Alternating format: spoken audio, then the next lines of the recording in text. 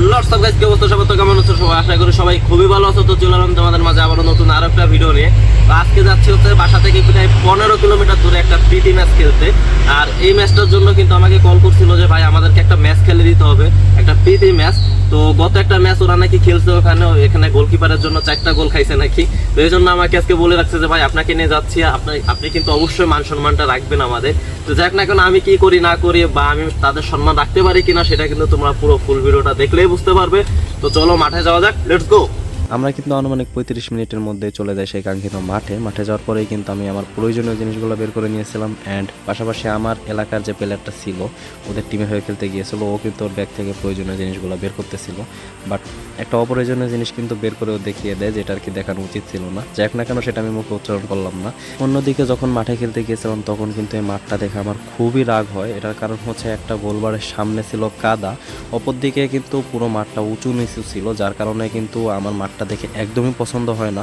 আমার তো মনে হচ্ছিল যে আমি বাসায় চলে যাব, খেলবো না, বাট কি আর করার, একটা ম্যাচ খেলতে গিয়েছি, সেখান থেকে তো ফিরে চলে আসলে হয় না। আমি কিন্তু বলেছিলাম যে আমি খেলবো না এই মাঠে, কারণ আমার প্রবলেম হতে পারে, বাট তারপরেও কিন্তু হয়েছিল, আমার কিন্তু পা চলে যায় এই ম্যাচটা খেলতে গিয়ে। আমরা কিন্তু দ্রুত রেডি হয়ে নেই, আর রেডি হওয়া শেষ করে আমার যে কাজটা থাকে সেটা হচ্ছে এক্সারসাইজ করা। তো আমি আর আমার পার্টনার মিলে কিন্তু একটু এক্সারসাইজ করে দিচ্ছিলাম, যাতে বিপদের আশঙ্কাটা কম থাকে। আর আমি কিন্তু আমার প্রতিটা ভিডিওতেই তোমাদেরকে বলে দিই যে তোমরা এক্সারসাইজ করে তারপরে মাঠে খেলতে নামবে। এক্সারসাইজ শেষ হতে না হতেই কিন্তু রেফারি স্যারের বাসায় আমরা সবাই মাঠের মাঝে যাই, যেখানে কিন্তু রেফারি স্যার ছিল, অপোনেন্ট টিম ছিল, আমরা উপস্থিত ছিলাম। আর এই খেলাটা কিন্তু একটা স্কুল মাঠে হয়েছিল। তো এখানে কিন্তু সবাইকে মোটিভেশনাল স্পিচ দেওয়া হচ্ছিল। মোটিভেশনাল স্পিচ দেওয়া হয়ে গেলে টস করা হয়, আর টস করার পরে কিন্তু আমরা উইন হই। আর আমরা উইন হওয়ার পরে কিন্তু আমরা আমাদের পছন্দ মতো একটা সাইডে চলে যাই। যাওয়ার পরে এখানে কিন্তু আমরা সবাই আলোচনা করে নিই ম্যাচের।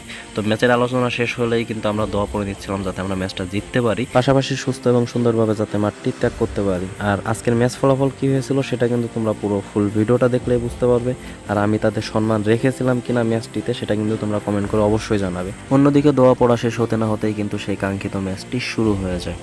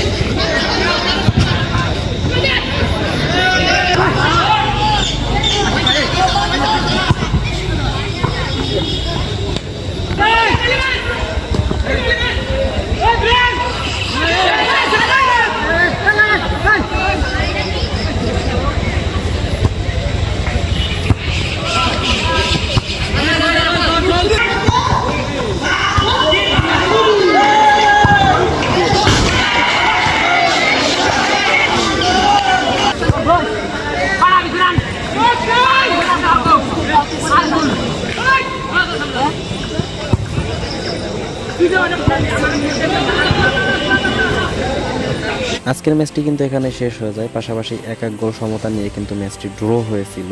তো আজকের ভিডিওটা এই পর্যন্তই ছিল, দেখা হচ্ছে আবার নেক্সট ভিডিওতে। So bye bye, take care.